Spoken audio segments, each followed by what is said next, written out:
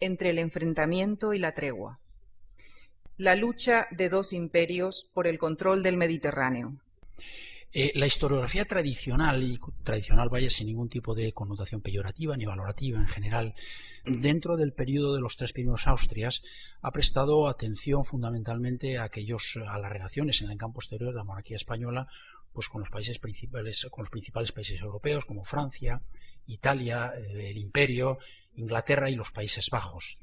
Del enfrentamiento mediterráneo se destacaba sobre todo las grandes figuras y los grandes encuentros, los Barbarroja, la empresa de Túnez en 1535, la empresa de Argel en 1541, el enfrentamiento de Lepanto en 1571, pero se prestaba en general una atención menor, por así decirlo, a la letra pequeña de esa historia.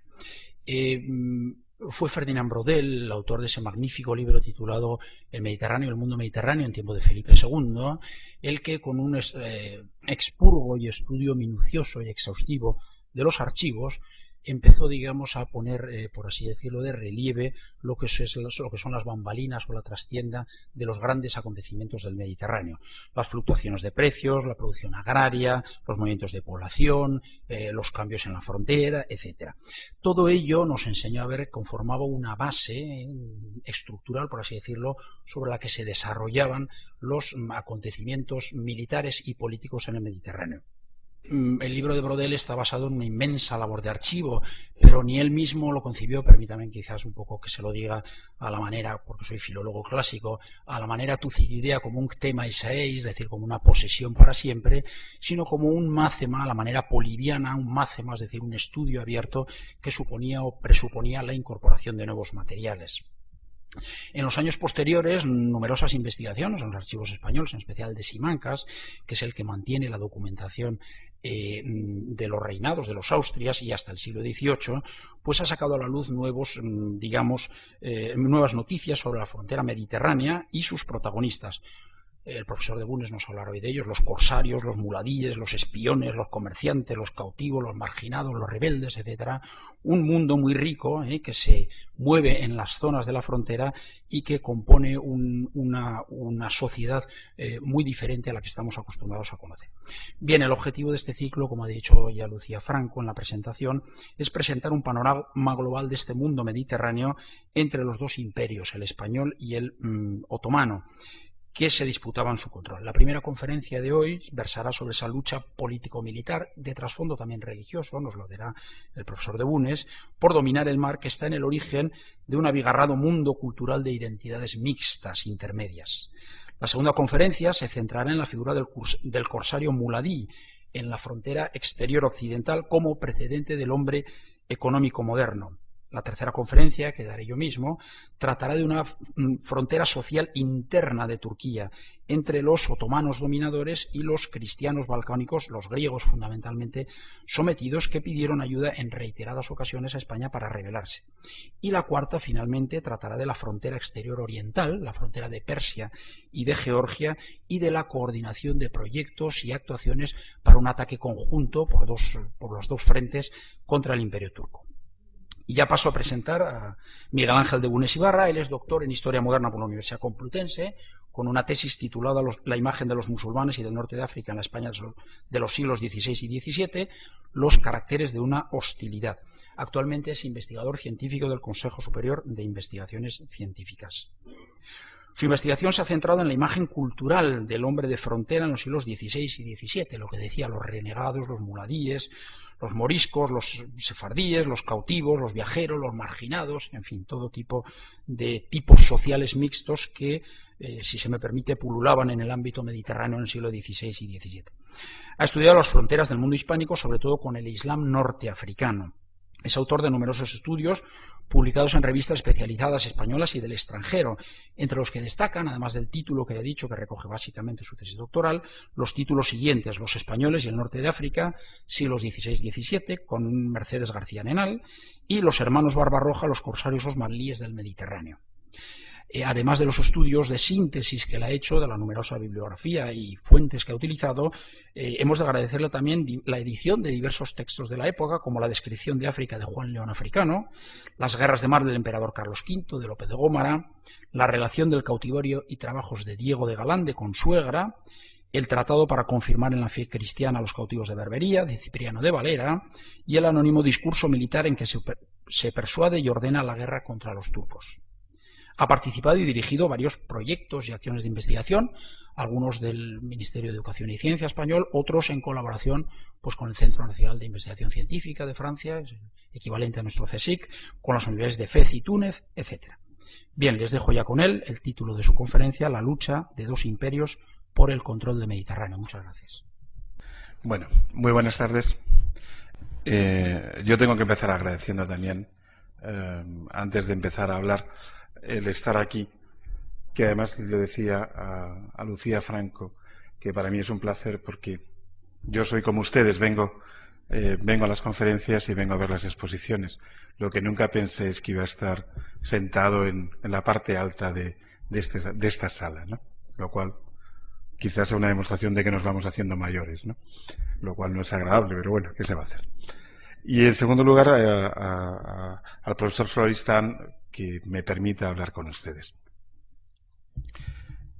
Dado que es la conferencia que inicia el ciclo, y dado que es un ciclo que tiene unas características bastante peculiares en el sentido de que va a explicar un mundo que por lo general es un mundo que no se suele contar demasiadas veces, aparte, no voy a hablarles sobre muladíes y otros personajes de frontera, sino que voy a intentar explicarles a ustedes qué es lo que está ocurriendo en el mundo mediterráneo desde 1453, la conquista de la ciudad de Constantinopla, que no desaparece, pero que ya se va a llamar de otra manera, se va a llamar Istambul.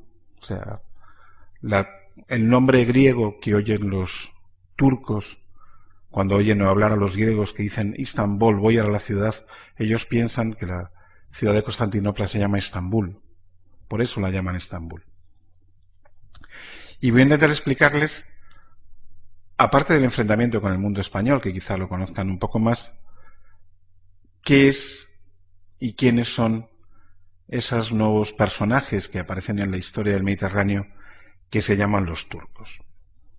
Y le digo que son nuevos personajes porque aparentemente parece que todo el mundo conocemos quién son los turcos, ese país que de vez en cuando pide la entrada a la Unión Europea y se plantea un problema complejo de si Europa tiene que aceptar un país islámico o no. Entonces los turcos dicen que ellos no son un país islámico, sino que son un país europeo y de raíces europeas. Y lo que me les toca, o lo que voy a intentar contarles, es introducir este curso, que por eso el profesor Florestan y Lucía Franco me han colocado aquí hoy, e intentar dejarles encarrilados para que las próximas conferencias el marco de referencia esté perfectamente claro. ¿Los turcos quiénes son? Los turcos es un pueblo que viene del interior de Asia, que traen un idioma diferente, una organización social diferente y que van a generar una organización política diferente. Por lo general, el mundo europeo ha sufrido de Asia, me refiero al mundo cultural europeo, histórico europeo, no hay ninguna connotación política actual. El mundo europeo ha sufrido continuas invasiones de pueblos asiáticos. Hunos, magiares, búlgaros, pueblos que venían del Asia. Esos pueblos, sin embargo, nunca han llegado a constituir estados generando unidades nacionales. Los turcos otomanos, sin embargo, van a ser el primer invasión asiática que va a generar una estructura de Estado nacional. Y no solamente de Estado nacional, sino una estructura de Estado supranacional. Va a ser un país o de un pueblo que va a generar un imperio. ¿Y por qué va a generar un imperio? Los turcos empiezan a moverse, es un pueblo que nace en el Baikal y que tiene dos grupos. Un grupo que va a ir hacia China y un grupo, cuando hablo de un grupo digo una cantidad de personas, que va a ir hacia China y los chinos van a intentar pararlos construyendo la muralla china, que no está hecha contra individuos asiáticos, sino contra turcos, pueblos turcomanos, y otro grupo de individuos turcos que se desplazan hacia Occidente. Se van desplazando paulatinamente, van a tener contactos con misioneros islámicos, que también el mundo musulmán genera misioneros, y se van a convertir al Islam. Esa conversión al Islam se produce en torno al siglo XI, siglo XII. No se convierten todos y van a ir intentando ocupar espacios de lo que nosotros llamaríamos Asia Menor. Asia Menor sería lo que sería actualmente la península de Anatolia en Turquía.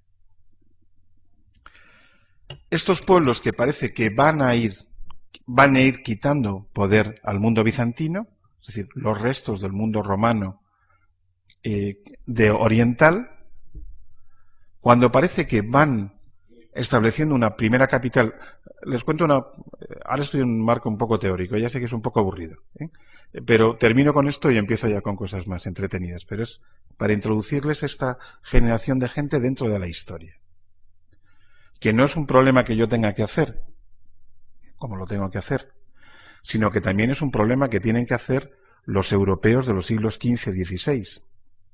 Porque cuando los turcos llegan, en Europa no se sabe quiénes son. Y se piensan que son escitas. ¿Quiénes son los escitas? Los escitas son los salvajes del mundo griego, esos que no tienen cultura ni civilización. Si ustedes leen literatura del siglo XV o siglo XVI española, hablarán de los turcos como los escitas, los salvajes, la gente sin historia. Estos sí tienen historia. Otra cosa es que nosotros no sepamos. El problema que tenemos los europeos, suponiendo que nosotros seamos europeos del siglo XVI, los europeos del siglo XVI es que cuando van a buscar a los turcos, en este caso a los otomanos, en los libros de historia, y sus libros de historia son Plinio, Ptolomeo, etcétera, no los encuentran por ningún sitio. Porque en la época de los romanos no estaban ahí. Llegan después. Ni en la época de los primeros griegos están ahí. Los primeros turcos que aparecen en la literatura española se encuentran en las novelas de caballería. Y son esos personajes semimíticos con los que lucha Tirán el Blanc o todas estas novelas de caballería. Son los primeros que aparecen. Pero no existían en el mundo greco-romano. Por lo tanto hay que introducirlos en la historia, lo cual genera un problema. Les decía que van llegando aquí y cuando parece que van a conquistar todo lo del antiguo Bizancio, aparece un nuevo ser oriental que se llama Gengis Khan, que destroza el primer mundo turco, que es el mundo seljúcida, que está, si ustedes han ido alguna vez a Turquía, en la ciudad de Konya, que está aquí. Cuando llega Gengis Khan, el mogol, el mundo turco de Anatolia, de Asia Menor, se fragmenta y desaparecen y se generan muchos estados muy pequeñitos, turcos, islamizados, mezclados con población griega, armenia y georgiana. Griega ortodoxos, armenios de culto oriental también armenio y georgiano de culto georgiano, es decir, con mundo católico cristiano, perdón. ¿Y quiénes son los otomanos? O sea, los que van a generar esto. Ahora les explico un poco más este mapa. ¿Quiénes son los otomanos? Los otomanos son un pequeño grupo, muy pequeñito, que tienen la suerte de quedarse después de que llega Gengis Khan, que quedan y tienen sus dominios aquí, en este trocito de aquí. ¿Por qué digo que tienen la suerte? Pues tienen la suerte porque están cerca de Constantinopla. El primer fundador de esa dinastía es un personaje que se llama Osman, en turco Otman. Aparte de la introducción que me ha hecho el profesor Floristán, yo he vivido 4 años en Turquía estudiando turco clásico e historia otomana, por lo cual tengo la desgracia de ser uno de los pocos españoles que sabe de historia turca leyendo documentación otomana, lo cual es muy triste, porque indica que nosotros como país no hemos tenido demasiada curiosidad por las cosas que ocurren fuera de nuestras fronteras. Les decía que este Otman va a hacer un pequeño principado, un pequeño estado, que son muy poquitos, las invasiones siempre son de muy poquita gente, pero que va a predicar una cosa que les va a sonar de verla en los periódicos, que es que predica en turco la gatsa, en árabe, que es lo que les sonará, el yihad. El yihad, la traducción del yihad significa el perfeccionamiento interior. O sea, la lucha interior para conseguir acercarse a Dios. Y hay unas interpretaciones exteriores del Islam que establecen que el yihad es la lucha contra el no fiel, o sea, contra el infiel. Eso en términos turcos se llama gatsa. Entonces, al predicar eso, que va a luchar contra los cristianos, en este caso los bizantinos, en ese pequeño principado empiezan a venir todas las personas, un montón de personas que estaban por Asia Menor, incluidos griegos, y se van poniendo debajo de la autoridad de este personaje. Este personaje lo que hace es un príncipe militar, es un príncipe guerrero.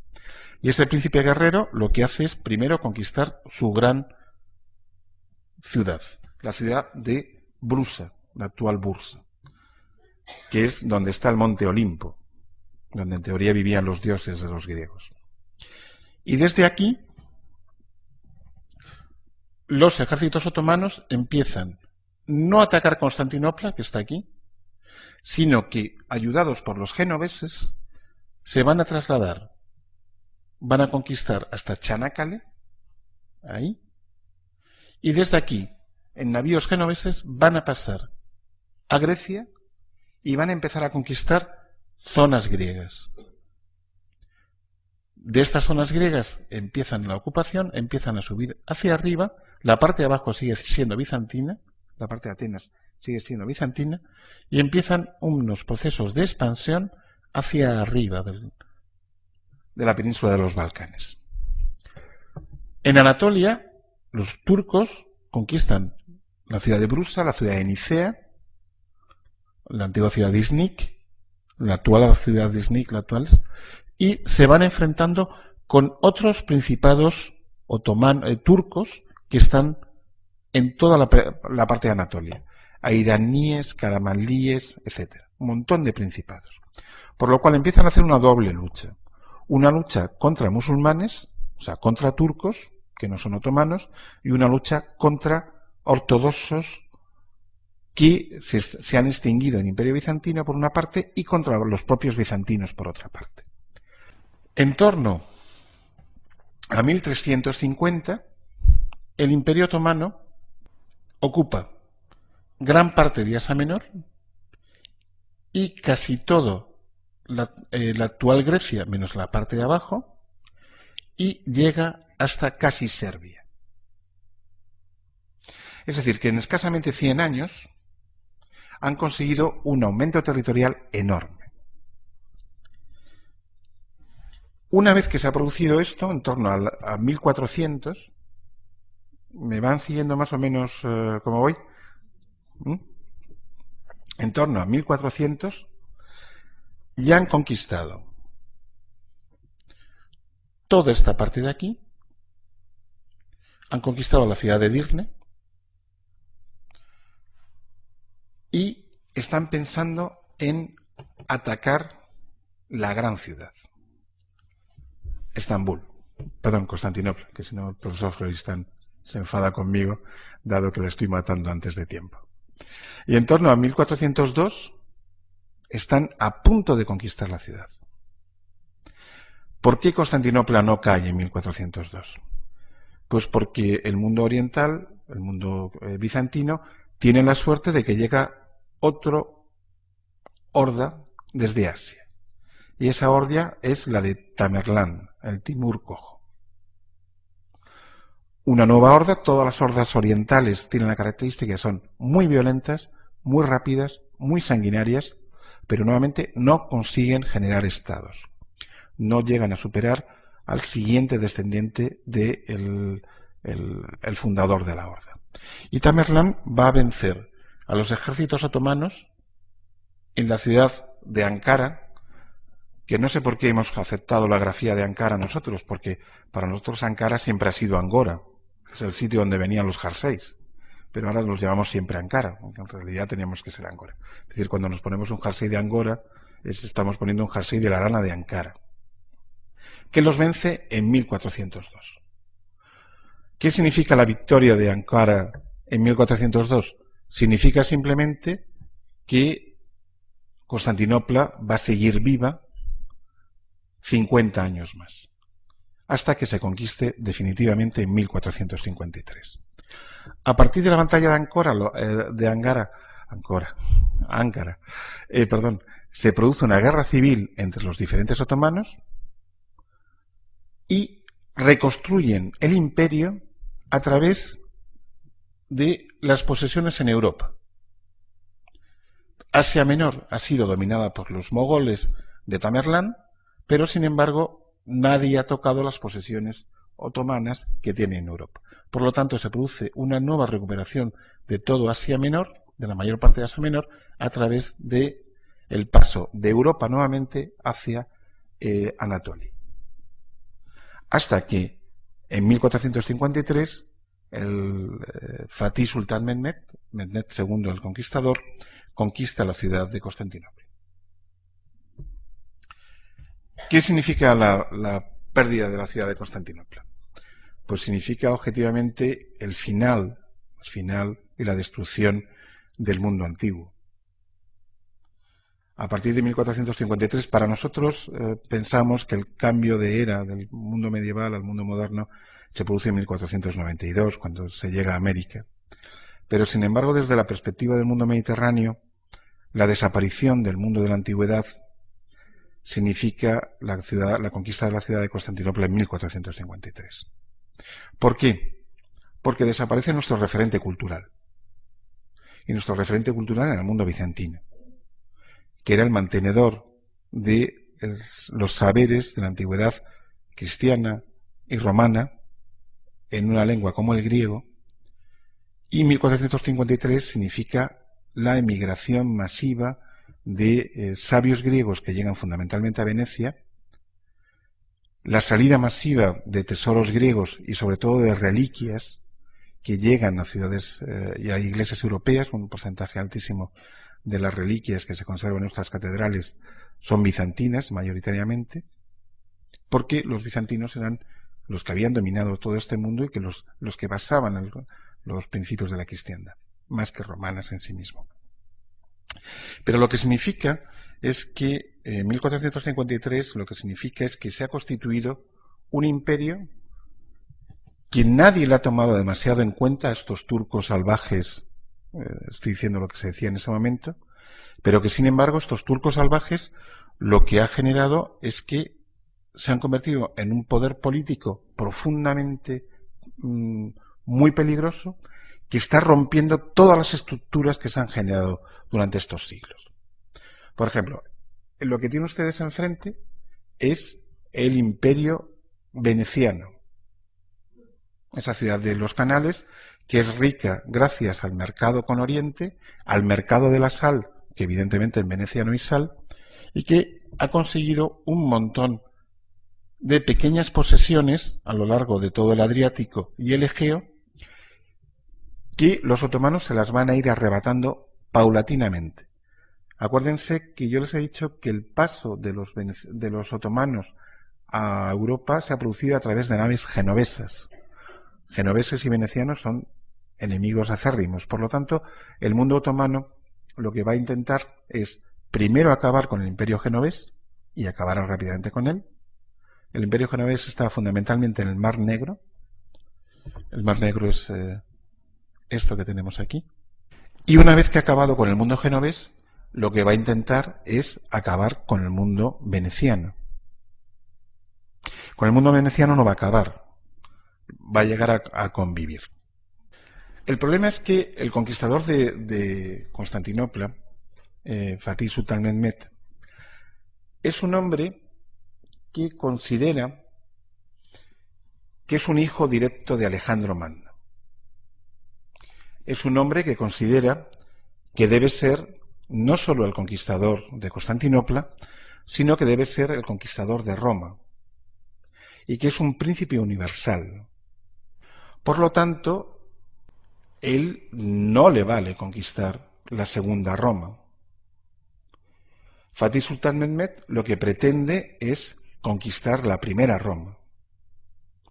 Y va a hacer unas campañas muy rápidas para conquistar todo lo que actualmente sería Albania, y va a conquistar la ciudad de Otranto en 1480. Otranto, que es una pequeña ciudad que está aquí, que no tiene demasiada importancia, sin embargo se plantea como la ciudad en la cual Fatih Sultan Mehmed y sus genízaros van a pasar por toda Italia y van a conquistar Roma. Cuando Fatih Sultan Mehmed conquista Otranto, en Roma hay tanto miedo que el Papa sale de la ciudad y se refugia y se sube a la zona de Milán, porque se tiene muy claro que los turcos pueden llegar a conquistar Roma. ¿Quién les va a parar? Que es en teoría lo que debería contarles yo. ¿Quién les va a parar? Pues les va a parar la otra potencia que existe en este momento, que es el futuro monarquía hispánica. Estamos hablando de 1480. Este mapa es un poco posterior, no es de 1480, porque en 1480 Nápoles es un reino independiente. Pertenece a la Casa de los Trastámara, a la cual también pertenece Fernando el Católico y Isabel la Católica, pero en este momento es una casa independiente. Es una casa cercana a la monarquía aragonesa, pero es independiente de Aragón. Será a partir de 1505, con las empresas del Gran Capitán, cuando Nápoles, Sicilia y Cerdeña pasan a incorporarse a la dinastía española. En principio, el problema es que el turco, ese personaje que les decía yo que era absolutamente desconocido, de ser un tipo desconocido, se ha convertido en un personaje que es absolutamente temible. Temible porque parece que nadie le puede parar.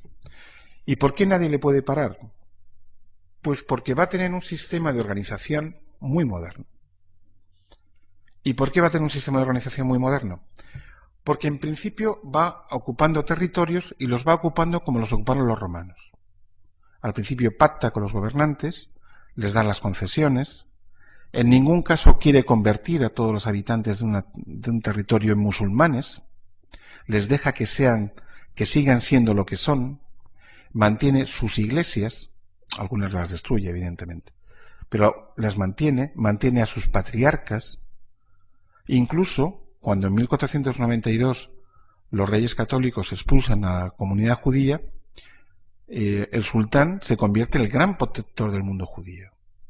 El único de los pocos sitios que seguimos conservando el idioma español de los judíos es en todos los territorios que sean otomanos, bien sea Constantinopla, Estambul, o bien sea alguna de las ciudades que pertenecieron al imperio. Por ejemplo, Sarajevo, palabra turca que significa Sarajevo, el palacio nuevo. El sultán va colocando a sus fieles, y no hay mayor fiel que un judío que no tiene patria, en diferentes territorios para ir consiguiendo que la gente le sea fiel. Va haciendo lo mismo que hizo Stalin en la Segunda Guerra Mundial, y es, en aquellos territorios que no controla del todo, lo que produce son grandes deportaciones de población, musulmana, por ejemplo, de Anatolia, que los va llevando a una parte del territorio. Por ejemplo, cuando conquista Chipre en 1571, para que Chipre le sea fiel, se lleva a musulmanes de Bosnia. Por ejemplo, coloca musulmanes en Bosnia para que los bosnios dejen de ser fieles a los venecianos. Y coloca musulmanes búlgaros, los coloca en Serbia para que los serbios les sean fieles. Va colocando poblaciones a un sitio a otro. ¿Qué les estoy contando ya a ustedes? Las crisis balcánicas actuales. La población de los Balcanes completamente dividida como consecuencia de que ha sufrido un sistema de colonización por parte del mundo otomano que, para conseguir que esto sea fiel, ha ido colocando una gente a un sitio u a otro. Pero es un sistema muy moderno de organización del territorio. Y luego consigue otra cosa que nosotros no lo conseguimos, que es generar un ejército profesional. fanático además. Pero no fanático porque ustedes se piensan. No fanático porque tomen Action o hachís, que también lo toman. Sino fanático porque consigue imponer un impuesto de sangre. El impuesto de sangre que impone es que deja que la población de los territorios conquistados siga siendo lo que son: judíos, cristianos, armenios, ortodoxos, etc. Y les impone una condición: de que cada cabeza de familia tiene que entregar al hijo mayor al sultán, entre la edad entre 4 y 12 años. Este hijo, que no se coge uno, sino que se cogen miles, es mandado a Constantinopla, a Estambul. Constantinopla ya no existe, ¿no? Nada más que en el castellano, que seguimos hablando de esa ciudad como existiera. La ciudad que existe es Estambul. Se manda a los niños a Estambul. En Estambul se les educa en el Islam. Se les enseña turco y persa, que es la lengua de cultura. Se les circuncida. Y se les empieza a educar. Los que son listos se convierten en funcionarios. Los que son muy listos, en arquitectos. Y los que son tontos y brutos, en soldados. Esos soldados, que se llaman genízaros, genisseri, tropas nuevas, se les enseña desde que tienen 10-11 años a combatir. Y además el sultán les mete en confesiones religiosas de corte sufí. Les prohíbe casarse, evidentemente. Por eso siempre se dice que los ejércitos turcos están llenos de mancebos y no de mancebas. Los ejércitos cristianos eran muy lentos porque tenían que llevar muchas cargas, muchos vendedores detrás, y también iban muchas prostitutas. En los ejércitos turcos no iban prostitutas, pero iban muchos pajes. Y los pajes andaban más deprisa que las prostitutas. Es una de las famas. Además es real, es real. Aparte de que sea leyenda negra para meternos con ellos, es real. A lo que me refiero es que estos soldados son soldados profesionales. Y además los hace soldados de infantería. La mayor similitud entre el Imperio Español y el Imperio Otomano es que son dos fuerzas que su valor son la infantería.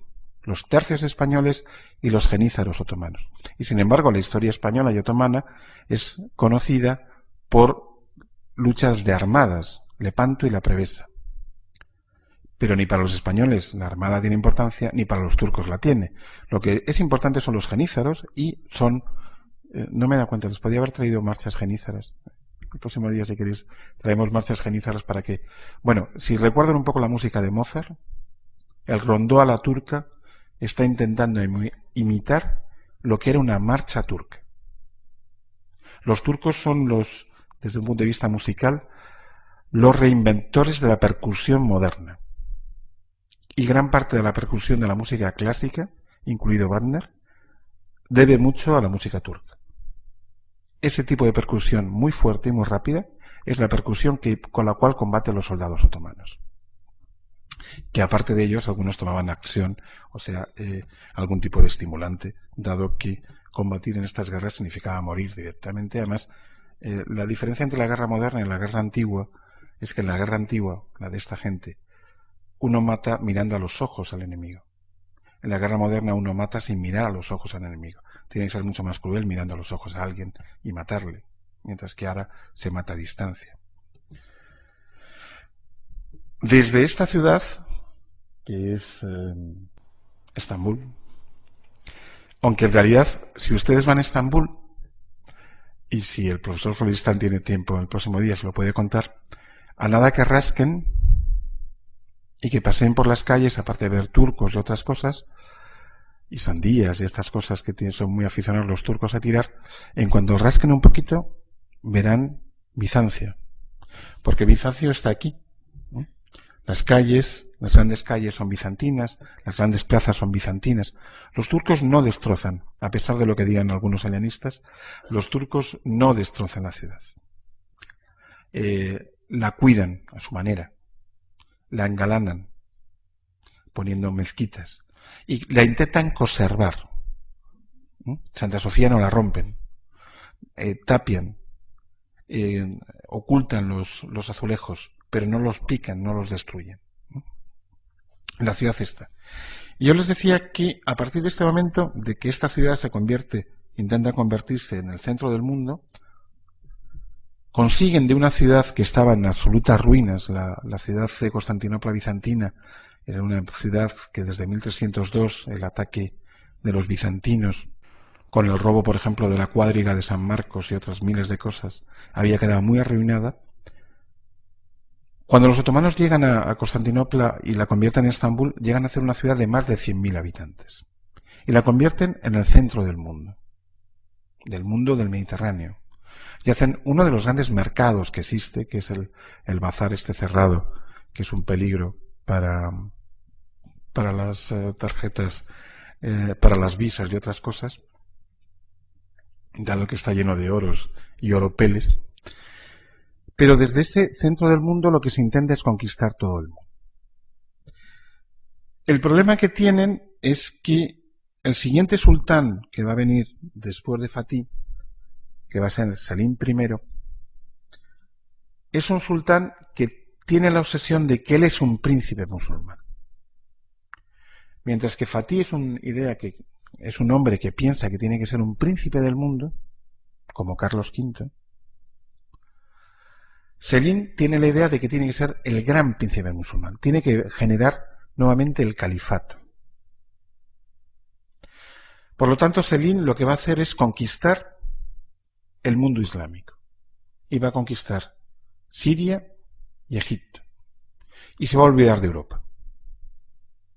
Su hijo, Solimán el Magnífico, sin embargo, va a ser como Fatih.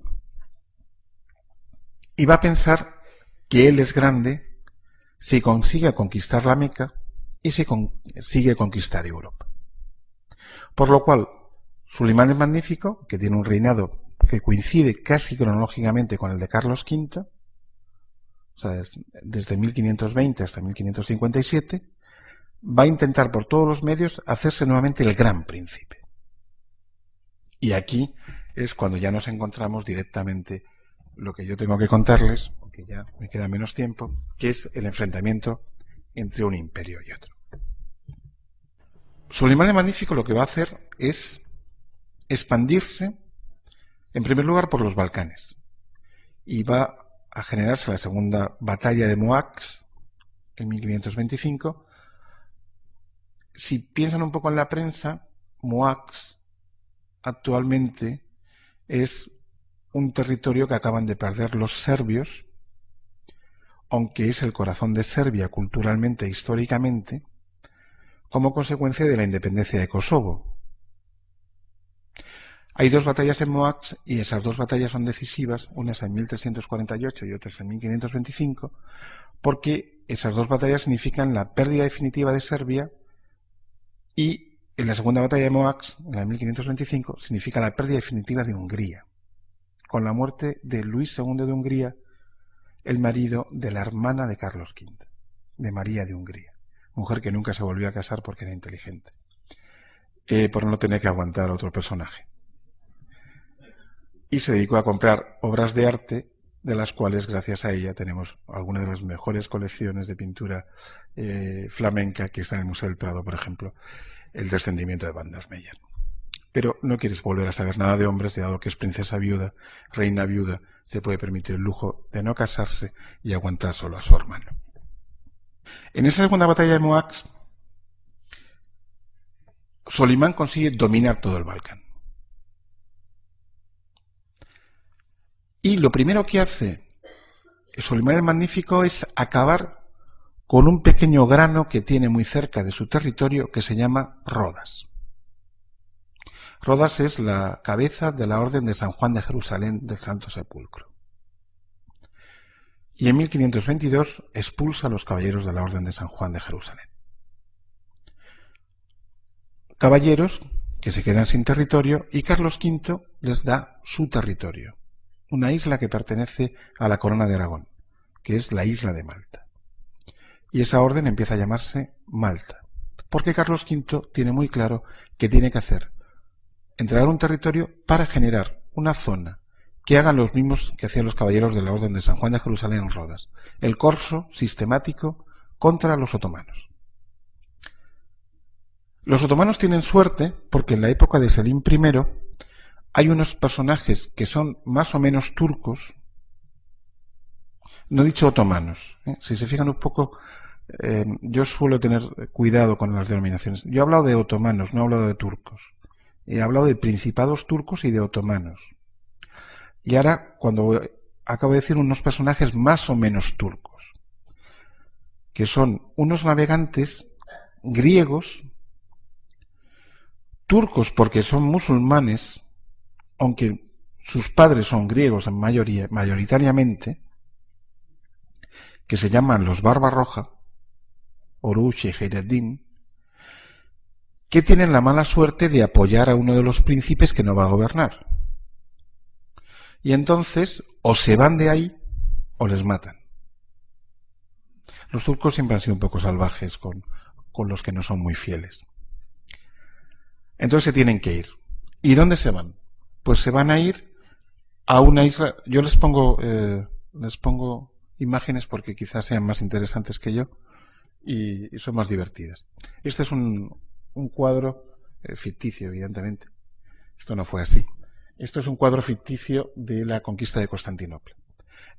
Como curiosidad, en la ciudad de Constantinopla, la parte que está representando este cuadro, que es el pequeño fondeador, el fondeador que actualmente está en torno a la zona de Cúncapé, esa es la única zona defendida por españoles, por catalanes, que mueren todos además. Pero vamos, esto es un cuadro que por desgracia no se ve, está en el Palacio Ducal de Venecia y nunca está en el segundo piso, no sé, nunca te dejan subir. Entonces esta foto fue robada milagrosamente.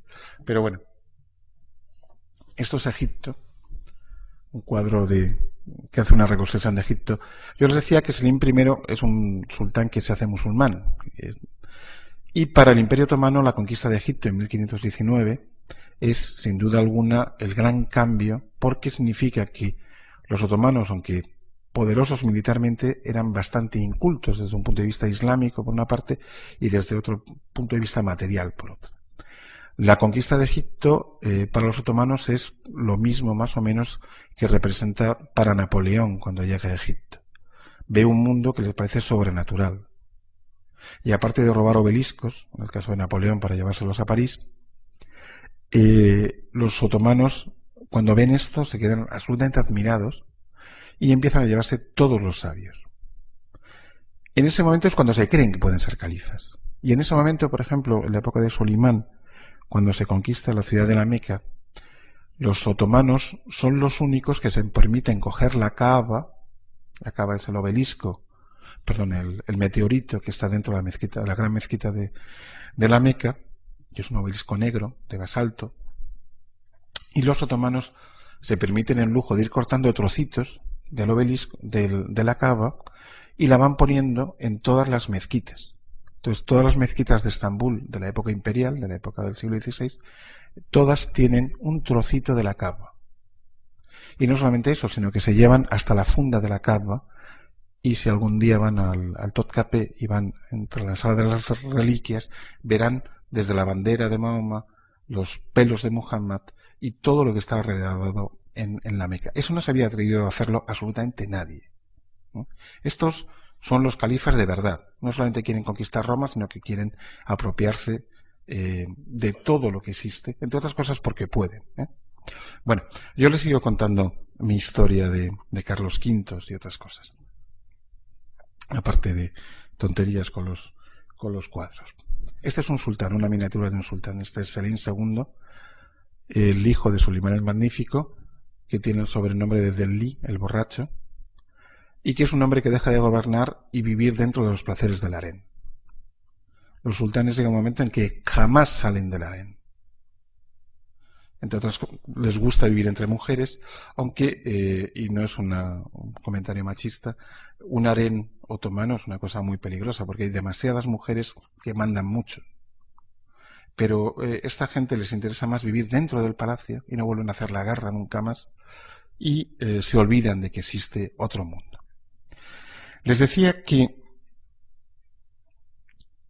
cuando Suleimán conquista, se produce la segunda batalla de Moax, va a empezar guerras contra Venecia para acabar con Venecia y decide expandirse por todo el Mediterráneo. Y tiene la suerte en la época de Selim de que aparecen estos personajillos que se llaman los Barbarroja. Los Barbarroja, ¿qué es lo que van a hacer?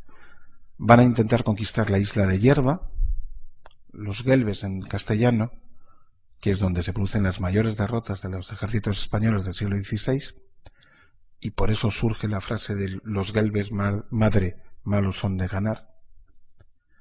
Intentan conquistar la ciudad de Túnez, que estaba en torno a un personaje, una dinastía que son los Caxíes. No la pueden conquistar y un personajillo del norte de África que no había ningún poder perfectamente establecido, como es Bentumi, el sultán de la ciudad de Argel, les llama para intentar liberarse de los españoles. ¿Qué hacen los españoles en Argel? Los españoles han conquistado una pequeña islita que existe delante del puerto de Argel, el Peñón de Argel, en 1509.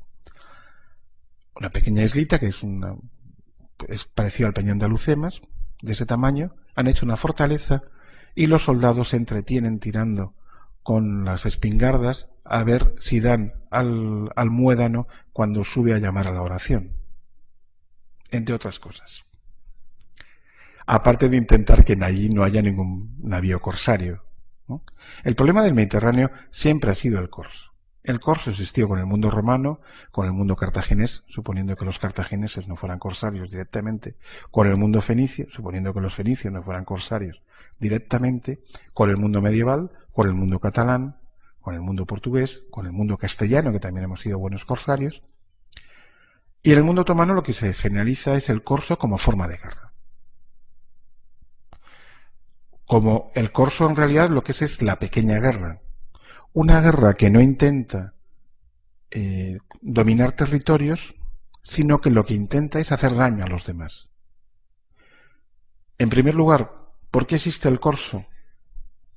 Que no es como el del petrolero de esta mañana, ¿no? Eso tiene otras características.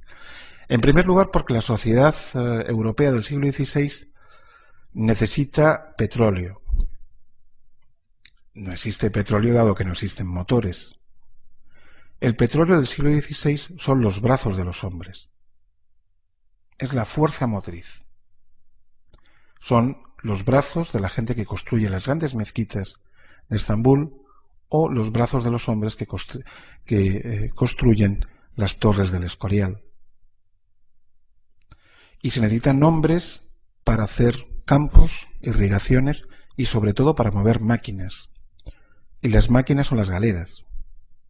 Una galera necesita 300 remeros, que pueden ser alquilados o pueden ser cautivos.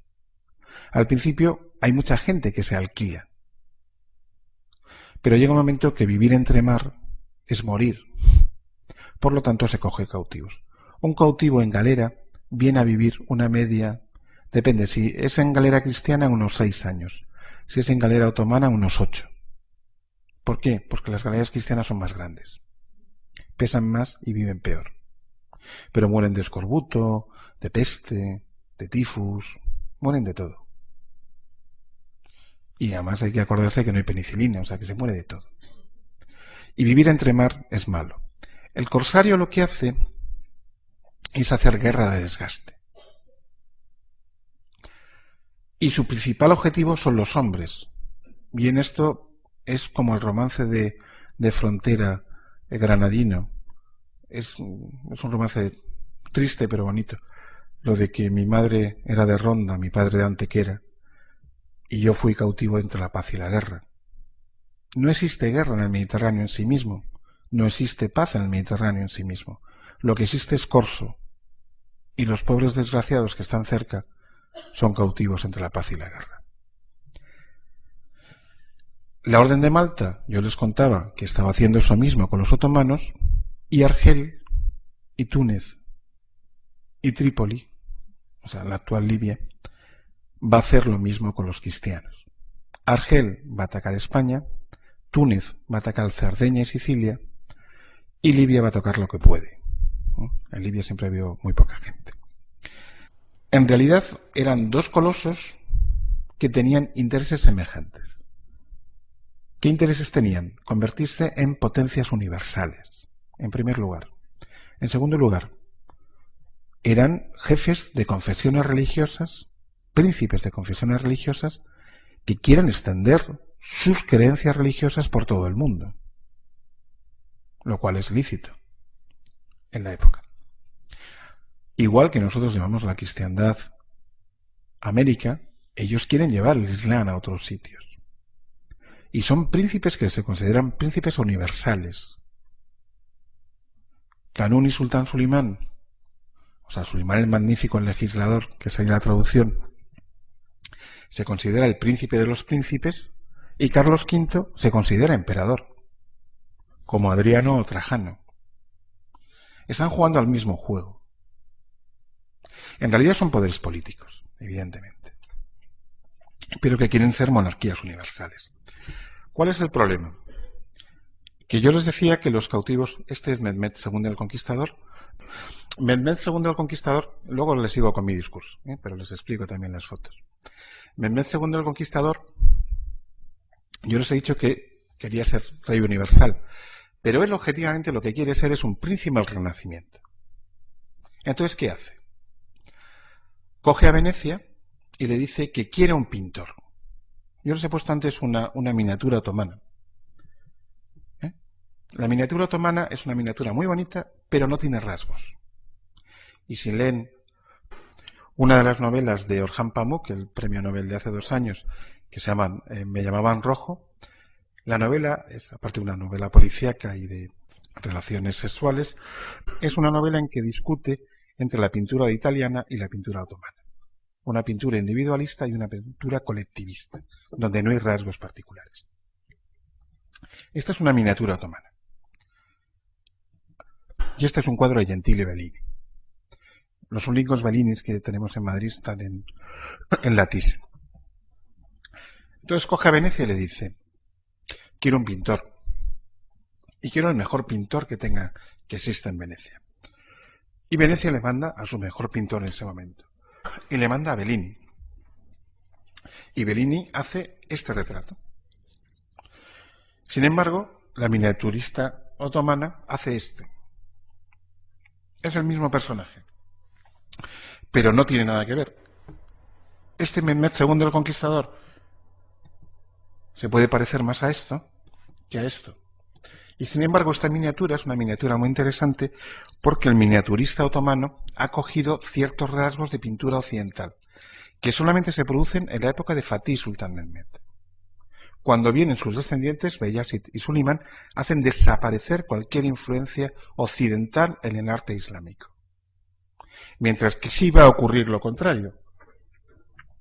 Esta es una miniatura tradicional otomana.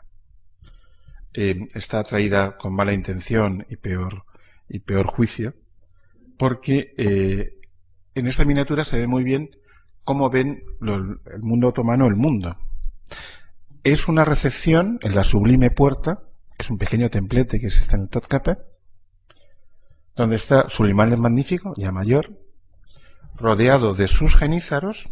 Los genízaros esos tan salvajes, que son antiguos cristianos, son estos, con sus pachas, o sea, los miembros del diván, del Consejo Secreto, esto, y con los visires que están recibiendo a cristianos, que evidentemente él está muy por encima en un trono de oro, que se conserva actualmente, y el embajador tiene que humillarse y poner los pies y las manos en la tierra. O sea, ¿por qué hace esto? Porque el sultán está por encima de cualquier cristiano y porque él es el señor del mundo. De hecho, hay un enfrentamiento muy curioso con Carlos V, porque si recuerdan ustedes, ya no se suelen poner, pero si recuerdan ustedes los títulos de la documentación, cuando aparece don Juan Carlos I, rey de España, de Castilla, de Aragón, de Granada, duque de Neopatria, de Atenas, rey de Jerusalén. Nosotros somos reyes de Jerusalén. Bueno, nosotros no, la Casa Real. Y de hecho somos los protectores de los santos lugares. Por eso los franciscanos de Jerusalén suelen ser franciscanos españoles.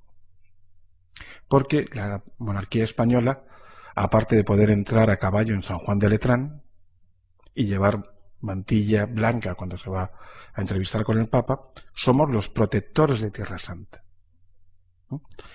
Solimán el Magnífico le manda una vez Carlos V una carta así y la lee y abofetea al embajador, además es literal, diciendo que su rey es un mentiroso, porque si él no recuerda mal, Jerusalén es suyo y no de Carlos, y que por lo tanto él no habla con mentirosos.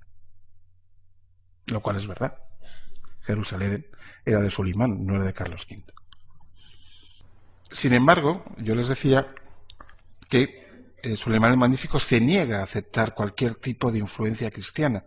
Sin embargo, estas son alfombras otomanas que aparecen dentro de la cultura occidental. Y de hecho, la cultura occidental empezamos a coger lo que nos gusta del Oriente. Lámparas, cristales, tipos de armas y alfombras. Alfombras que, como verán, ya no se emplean así en Europa, pero hasta el siglo XVIII las alfombras se emplean para comer, como tapetes de mesa. Y uno de los grandes mercados que existe durante todo el siglo XVI y XVII y XVIII es mandar y traer alfombras. Alfombras siempre son orientales. En España, como tenemos dificultades para conseguirlas, generamos hacer un nudo propio y hacemos alfombras a la española, que son diferentes, tienen un nudo absolutamente diferente a la alfombra oriental. Pero bueno, yo no tengo que hablar de alfombras, tengo que hablar de turcos, aunque las alfombras también son un mundo muy apasionante.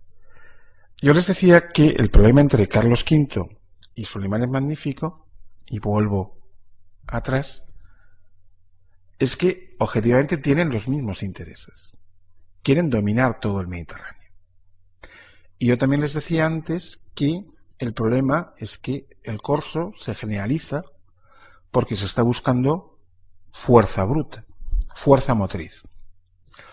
El problema es que va a haber entre el Imperio Otomano y la monarquía española, tanto la de Carlos V como la de Felipe II, es que ambos dos imperios no pueden expandirse más de lo que se expande. Y si se fijan un poco ustedes, si tienen el mapa del Mediterráneo en la cabeza, las grandes luchas entre españoles y otomanos se van a producir siempre en los mismos sitios. ¿Qué va a ser? En el Adriático, cerca de Grecia, Lepanto, Prevesa, en torno al pueblecito de Lepanto, Lefantos en griego, Lepantos, ¿no? Y en torno a la ciudad de Túnez. ¿Qué significa eso? En realidad están luchando por controlar la mitad del Mediterráneo. Pero objetivamente tanto Lepanto como Túnez son los únicos sitios donde una nave mediterránea, o sea, una galera, y les pongo galeras para que vean cómo son. Estos son trajes de sultanes, para que se conservan todos los, no todos no, pero conservamos trajes de sultanes de todos los sultanes. Son en sedas, se llaman kaftanes, y siempre suelen tener el símbolo del tulipán, la ale en turco. El tulipán no es una flor holandesa, es una flor otomana. Es el símbolo de la ciudad de Estambul porque el tulipán es una flor de Estambul, que los holandeses cuando empiezan a hacer comercio con los turcos en el siglo XVI ven las flores, les gustan, empiezan a traer bulbos y se los llevan a Holanda. Pero no es una flor europea, es una flor oriental. A ver, estos son, se los paso despacio un poquito. Esto es el sultán cuando va a ir a la mezquita de Santa Sofía o la iglesia de Santa Sofía para oír la predicación de los viernes, y se lo he puesto junto a cómo salen los dogos venecianos para cuando van a ir a San Marcos los domingos a oír la misa. Es la misma. Pasa que unos en caballo y otros a pie. Pero es lo mismo, es decir, es el boato por el boato, la idea del poder por el poder. Venecia y Estambul son objetivamente las dos grandes cortes del Mediterráneo. no tanto porque sean más ricas, evidentemente es más rica la corte española o la corte francesa, sino porque conservan el mayor de los boatos. Estos son personajes turcos de Bellini, o sea, son personajes turcos en torno a 1480, que es como eran realmente. Una mujer turca, un genízaro, según Bellini. Bien, este es un Tintoretto, porque tenemos debilidad. En realidad es un cuadro que tiene que ver con la presentación de Esther a Asuero, pero no me interesa ni Esther ni Asuero, ni la Esther que se está desmayando porque se tiene que casar con el bárbaro, ni Asuero. Lo que es interesante es que en la pintura del siglo XVI, y es el mito que conservamos y que ha quedado profundamente calado en nuestra mentalidad, incluso los temas bíblicos, como el de Esther, para poner un mayor dramatismo y para establecer el concepto de la maldad y de que los personajes malos son realmente malos, pero muy malos, en el siglo XVI no se les va a presentar como judíos, porque no se sabe muy bien cómo viste un judío. Entonces, en el siglo XVI lo que se les va a hacer es presentarlos como turcos. Se les viste de turcos. Porque para la mentalidad del siglo XVI un turco ya es muy malo, ¿no? Entonces, si encima está haciendo una faena a la pobre Esther, que al fin y al cabo es una heroína, o se les viste de mamelucos. Se les viste de estas cosas. Y al vestirse, esto es Heiredin Barbarroja, al vestirle de esas cosas, esa imagen del turco coincide también con esta imagen. Es un grabado de Durero, es decir, de una persona que sufre directamente las consecuencias de la guerra contra el turco, y aparece nuevamente un genízaro parecido al que hemos puesto con Bellini, que ha cogido a una pobre mujer que va llorando, a un pobre hombre que va resignado, y que ha cogido la imagen del salvaje y del bárbaro, que ha cogido y ha alanceado una criatura y la ha matado. La imagen del turco como el destructor de la cultura, como el bárbaro salvaje. Es un estereotipo. El turco, a pesar de lo que digan algunas personas que consideran que ha destruido toda la cultura griega, el mundo turco es un mundo de ciudades. Y todo el entramado urbano, que por desgracia conocemos muy bien de la guerra de los Balcanes, de Serbia, de Bosnia, es un entramado urbano turco, otomano.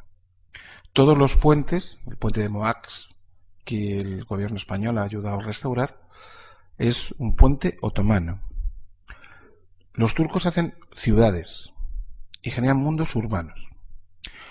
Lo que está claro es que no respetan especialmente, pero no suelen alancear niños de forma sistemática. Igual que los soldados de los tercios del duque de Alba no se comen niños en los Países Bajos. Son imágenes de estereotipo, que son salvajes, evidentemente, pero no son tan salvajes. Igual que los españoles en los Países Bajos tampoco somos tan salvajes. Pero el estereotipo sí se genera este tipo de salvajismo, que incluso en cuadros, como por ejemplo en relación a la figura de San Marcos, sabemos que es San Marcos porque está el león, nuevamente los judíos se han convertido en turcos, e incluso se pone a figuras vestidas de turco en la condenación de Jesucristo delante de Pilatos, asumiendo el concepto de que el deicidio es tanto judío como turco. Es la creación de una imagen que nos perdura, perdura. Pero bueno, yo estaba hablando de galeras. Esto es una galera, una bastarda otomana, una miniatura de una bastarda otomana, es una miniatura del siglo XVII. El problema que tienen, yo les decía que una galera necesitaba unos 300 soldados, 300 remeros para avanzar.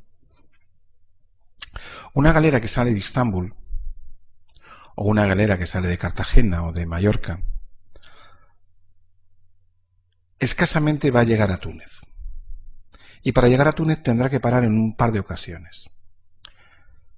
¿Para qué? Para coger agua.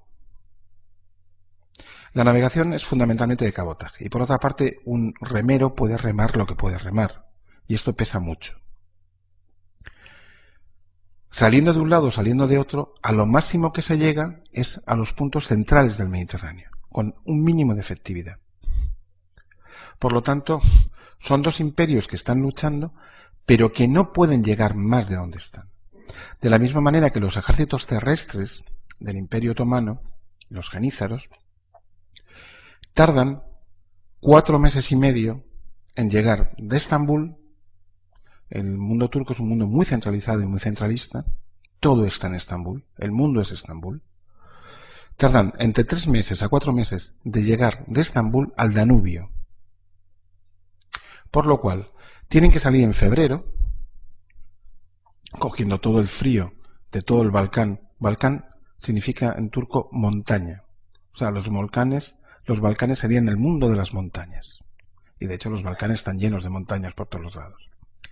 Saliendo de Estambul, en 4 meses, en febrero, cogiendo todo el frío, tienen escasamente 1 mes y medio para luchar hasta que empiezan las primeras lluvias de otoño, los primeros nieves y tengan que volverse. Ambos dos imperios llegan a un punto en que ya no pueden extenderse más con la tecnología de ese momento. Por lo cual, españoles y otomanos no pueden llegar más allá. Pero, y lo decía el profesor Florestan al principio, hay un concepto religioso. Y hay un concepto de que unos y otros se tienen que defender.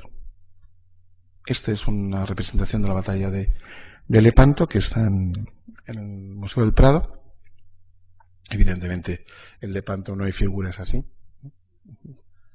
En la batalla no hay este tipo de cosas, ¿no? Pero sí hay este tipo de cosas.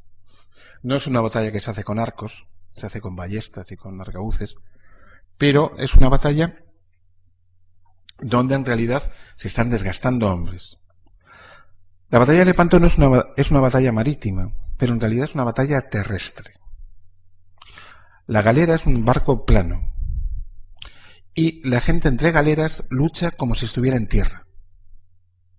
Las galeras se aproximan, más o menos como están aquí, intentan primero hacer daño a la otra galera metiendo la proa, la quilla, y luego se ponen en parejo y empiezan a setearse unos a otros. Es como si estuvieran luchando sobre tierra, en barcos planos. Los cañones valen para muy poquito, casi no valen más bien para nada, y empiezan a hacerse daño unos a otros. Es decir, es el traslado de la guerra de mar, de la guerra de tierra, ya con esto termino, que me he pasado. El problema está en que ambos dos ejércitos eran ejércitos terrestres. Por lo tanto, ni españoles ni turcos nos enfrentamos nunca directamente. Carlos V no se enfrenta directamente en Viena. Es más, Solimán el Magnífico le llama cobarde porque no ha querido enfrentarse con él, lo cual es verdad también. Sin embargo, la imagen que tenemos nosotros es que españoles y turcos nos hemos pasado 100 y pico años o 200 años pegándonos, cuando en realidad no nos hemos pegado. Nos hemos pegado a través de lo que va a hablar todo este curso, a través de corsarios, a través de persas y a través de griegos. Nosotros hemos dado dinero a los griegos, intentado que se sublevaran, que es lo que contaba el profesor Florestan, para hacer daño a los otomanos. Hemos mandado dinero a los safavúes persas, aparte de comprarles las sedas, para hacer los vestidos de nuestras infantas, para que los caballería persa atacara al mundo otomano a través de la frontera de Irán e Irak, donde ahora también se pegan. Pero nosotros, de cuerpo a cuerpo, no nos hemos luchado nunca contra ellos. Sin embargo, ambas dos historiografías han generado la idea de que hemos sido países e imperios que nos hemos enfrentado continuamente. Hemos sido países que nos hemos arruinado en el siglo XVI defendiéndonos mutuamente, donde hemos conseguido montar 180, 200 galeras, fortificar, y no hay nada más que pasear por cualquier lugar del Mediterráneo, bien sea otomano, bien sea cristiano, poniendo continuamente fortalezas, murallas, torres de defensa, sistemas de vigilancia, atalayas. Todo eso era costosísimo. Nos hemos estado 200 años vigilando y recibiendo ataques de corsarios, pero por suerte más bien, nunca nos hemos enfrentado. Y solamente nos hemos enfrentado en batallas marítimas. En Túnez, en la Prevesa. La Prevesa es la gran batalla antes de Lepanto. La Prevesa es una batalla de 1538 que la ganan los otomanos. En realidad no la ganan los otomanos, sino que Andrea Doria se niega a combatir. Y se niega a combatir porque la mitad de la flota que lleva es suya, no del rey. Entonces uno puede perder las galeras del rey, pero perder las suyas no. Y de ahí viene la expresión disparar con pólvora del rey. Cuando uno dispara con pólvora del rey, tira todo. Pero cuando la pólvora es tuya, no. Y las galeras eran suyas. Por lo tanto, una galera vale mucho dinero y no se puede hundir. Por lo tanto, Andrea Doria se retira y se va. Conquista la ciudad de Castelnuovo, la ciudad de Novi, y se produce una de las empresas militares más bonitas que ha habido nunca. Absurda, pero bonita. La belleza y lo absurdo suele estar unido, que es la defensa de Castelnuovo por las tropas españolas. Que por desgracia nadie lo estudia, pero es uno de los episodios militares épicos más bonitos que hay. Suponiendo que la guerra sea bonita, pero como leemos a Calderón de la Barca no lo creemos. Y les decía que el Mediterráneo que van a ver ustedes es el que van a contar mis compañeros. Y seguro que lo hacen mejor que yo. Y yo simplemente, ya con esto termino, y les agradezco enormemente que me hayan escuchado, yo les he contado el Mediterráneo en el cual los demás van a hablar y por qué ese Mediterráneo tiene esas características. Y muchísimas gracias.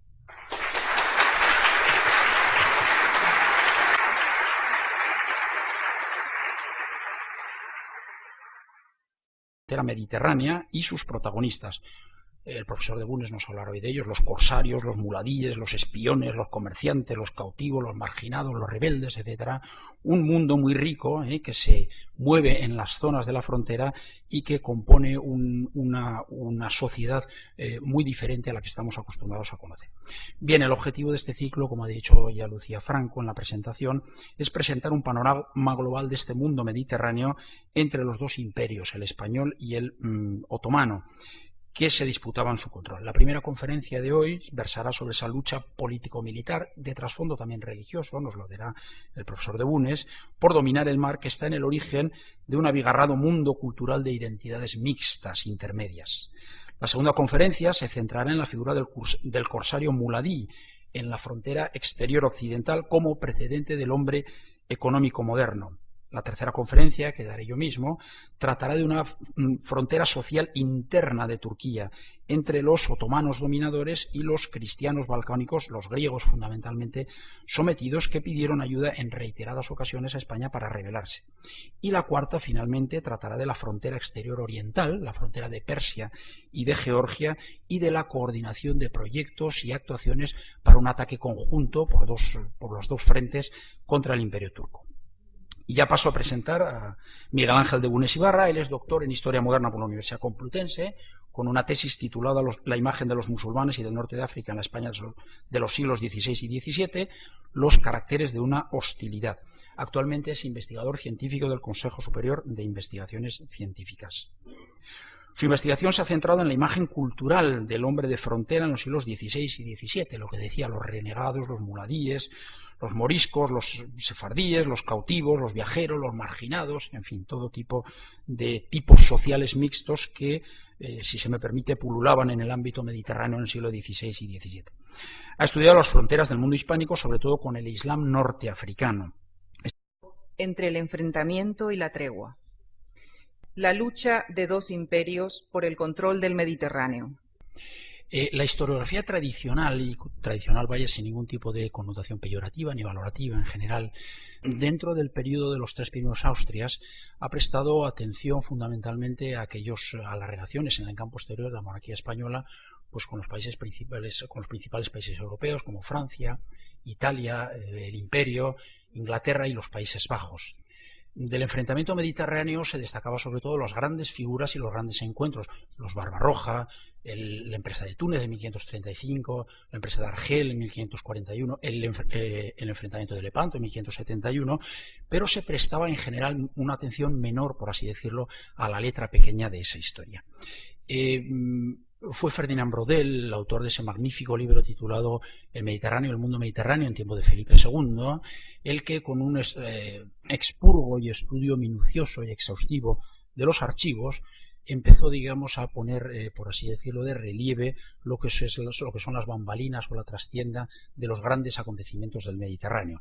Las fluctuaciones de precios, la producción agraria, los movimientos de población, los cambios en la frontera, etc.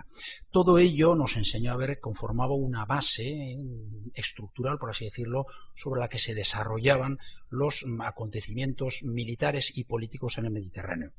El libro de Braudel está basado en una inmensa labor de archivo, pero ni él mismo lo concibió, permítame quizás un poco que se lo diga a la manera, porque soy filólogo clásico, a la manera Tucídidea como un tema isaeis, es decir, como una posesión para siempre, sino como un mácema, a la manera poliviana, un mácema, es decir, un estudio abierto que suponía o presuponía la incorporación de nuevos materiales.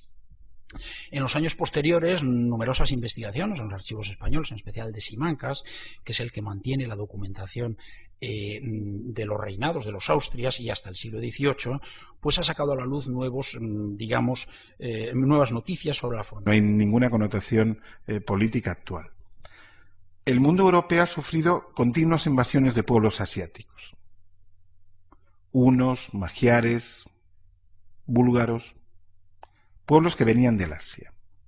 Esos pueblos, sin embargo, nunca han llegado a constituir estados generando unidades nacionales. Los turcos otomanos, sin embargo, van a ser el primer invasión asiática que va a generar una estructura de Estado nacional. Y no solamente de Estado nacional, sino una estructura de Estado supranacional. Va a ser un país o de un pueblo que va a generar un imperio. ¿Y por qué va a generar un imperio?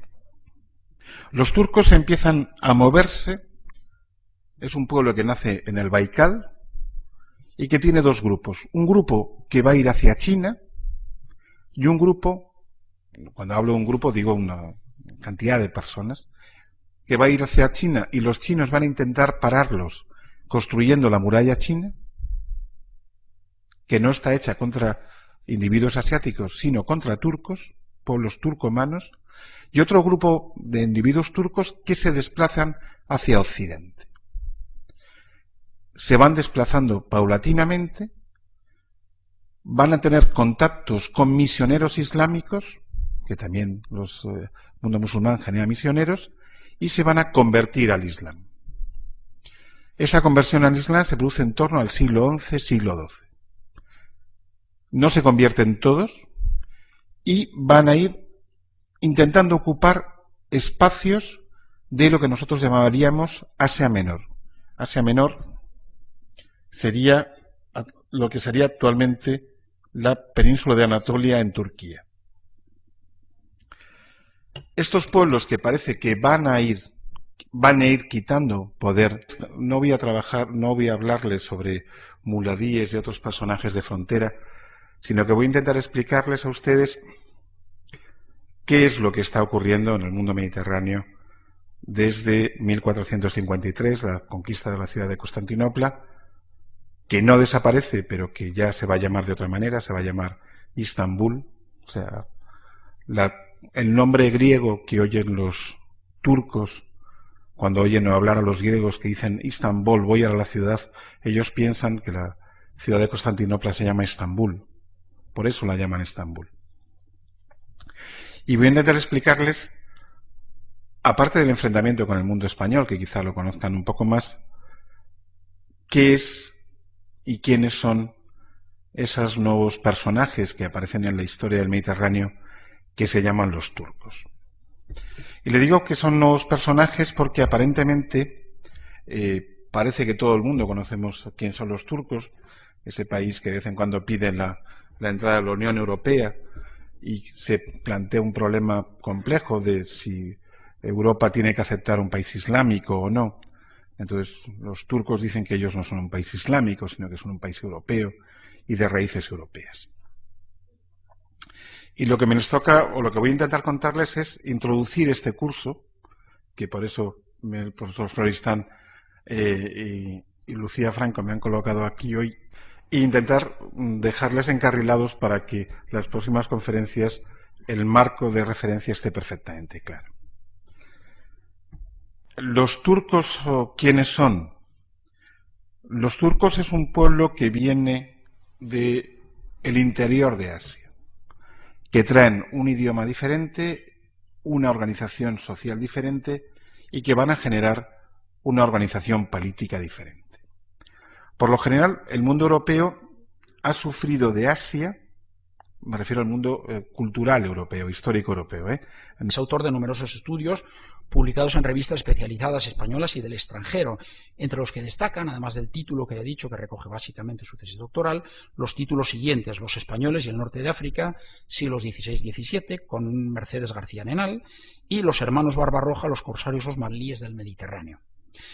Además de los estudios de síntesis que él ha hecho, de la numerosa bibliografía y fuentes que ha utilizado, hemos de agradecerle también la edición de diversos textos de la época, como la descripción de África de Juan León Africano, las guerras de mar del emperador Carlos V, de López de Gómara, la relación del cautiverio y trabajos de Diego de Galán, de Consuegra, el tratado para confirmar en la fe cristiana a los cautivos de Berbería, de Cipriano de Valera, y el anónimo discurso militar en que se persuade y ordena la guerra contra los turcos. Ha participado y dirigido varios proyectos y acciones de investigación, algunos del Ministerio de Educación y Ciencia español, otros en colaboración pues, con el Centro Nacional de Investigación Científica de Francia, equivalente a nuestro CSIC, con las universidades de Fez y Túnez, etc. Bien, les dejo ya con él el título de su conferencia: La lucha de dos imperios por el control del Mediterráneo. Muchas gracias. Bueno, muy buenas tardes. Yo tengo que empezar agradeciendo también, antes de empezar a hablar, el estar aquí, que además le decía a Lucía Franco que para mí es un placer, porque yo soy como ustedes, vengo a las conferencias y vengo a ver las exposiciones. Lo que nunca pensé es que iba a estar sentado en la parte alta de esta sala, ¿no? Lo cual quizás sea una demostración de que nos vamos haciendo mayores, ¿no? Lo cual no es agradable, pero bueno, ¿qué se va a hacer? Y en segundo lugar, al profesor Florestan, que me permita hablar con ustedes. Dado que es la conferencia que inicia el ciclo, y dado que es un ciclo que tiene unas características bastante peculiares, en el sentido de que va a explicar un mundo que por lo general es un mundo que no se suele contar demasiadas veces, aparte no voy a